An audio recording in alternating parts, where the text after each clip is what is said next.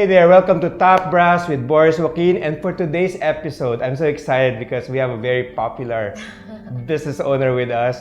And her business is basically popular to many of you people out there because without it, how can you get to work? I'm talking to none other than the founder and CEO of Angkas, Miss Angeline Tham. Welcome to the show, Angeline. Thank you, Boris. Thank you for having me. Well, thank you for giving time. I know you've been busy lately. How did you come up with the idea of Angkas?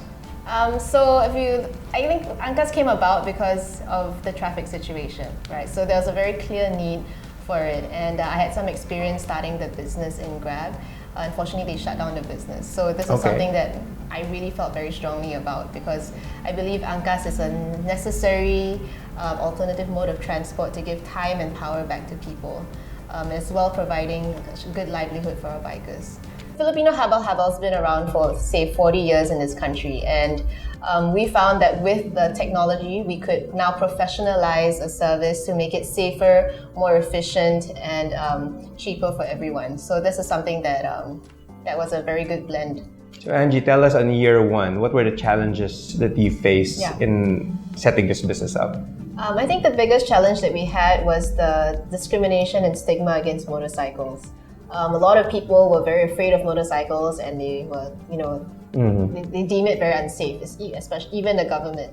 And I think that's something that we were able to overcome because we've put in very strict processes in place from onboarding a biker. So, you have to do background checks, you have to do testing, you have to pass exams, written exam and practical exams as well. In fact, we fail 70% of our applicants through this process.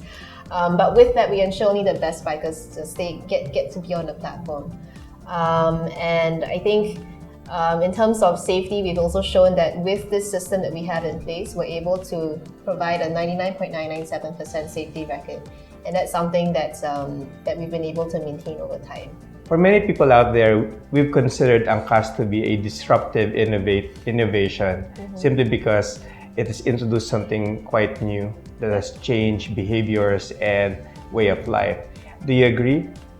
I think definitely I see Angkas as a disruptive innovator because we faced a lot of challenges when we first started, but we were able to change mindsets as we moved along.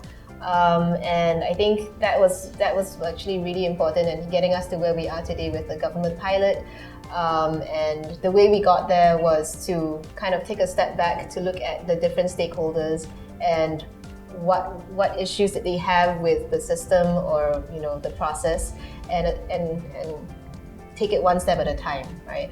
And lastly, to also relentlessly communicate key points to people to try and change mindsets in one way or another. So I think that's something that's worked very well for us.